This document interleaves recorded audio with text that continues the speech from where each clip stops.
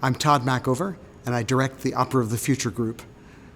We work to make music, which we think is one of the most fulfilling and powerful human experiences, as central a part of everyone's lives as possible, so that everybody can participate and everybody can connect on a profound level through this wonderful activity.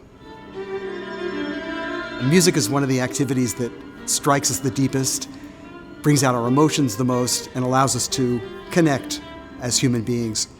In the Opera of the Future group, we try to enhance all of these activities as much as possible. We know that music affects our bodies and our minds really deeply, but we're devoted to finding out what the underlying principles are that allow music to enhance our health. Our group is called Opera of the Future, not so much because we make traditional operas, we actually make some of the more unusual operas in the world, but because opera is a form where all of the different senses and all of the different art forms are brought together with sound and music at the center. Music has a lot of very powerful abilities to tell stories, to stimulate our minds, to get our bodies active, but because music isn't absolutely explicit, it makes characters, it takes us on a journey, but it invites us to fill in a lot of the details ourselves. It's actually a kind of subversive way of allowing people to be very actively involved in an experience instead of just being passive.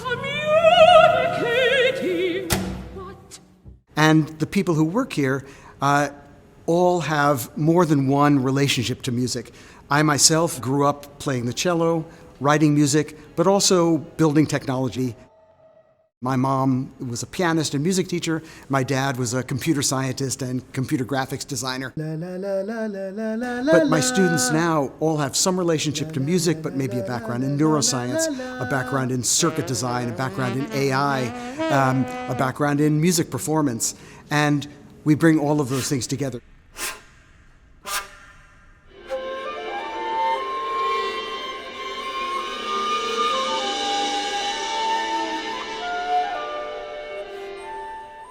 We have to ask new kinds of questions. We have to invent new situations to listen to music, to make music, and to share music.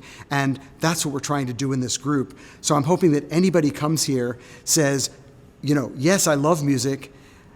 Now I can see that music can grow and change and become much more powerful in society than it currently is. So I think it's a way of opening people's minds to the great potential of music.